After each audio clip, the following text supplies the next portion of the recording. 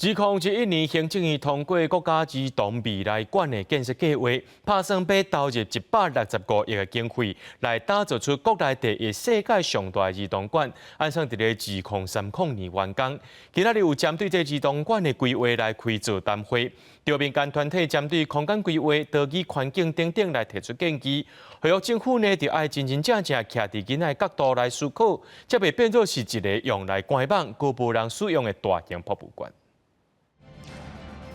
为着要有一个以囡仔做主体来培养未来世代创意思考甲探索的空间，行政院在2021年通过国家儿童未来馆建设计划，这是台湾头一个国家级的儿童场馆。为着要收集意见，立到民进党立委就文化部筹备处和这些民团来开座谈会，针对儿童未来馆的规划，有展览、多媒体活动、科技体验等等10个区。有民团认为，安尼看起来是真丰富，不过因建议要有互囡仔自由发挥的空间。 我们可以提供适当的留白空间跟素材，让儿童能够自由的发挥创意，可以做一些制造游戏。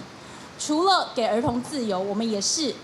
告诉大人，我们要对抗陈旧文化。另外，嘛有台语亲子团体发声，建议场馆也要考虑无共族群的语言使用。所有的标识会当用多语言来展现。第二，即马除了华语之外。 咱其实，咱拢知影，咱的母语、本土语言拢有传承的危机，所以嘛建议馆内咱的活动，是毋是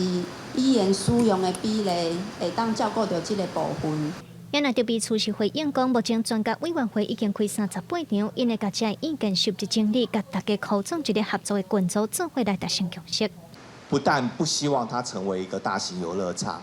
我们更不希望它只是一个展场。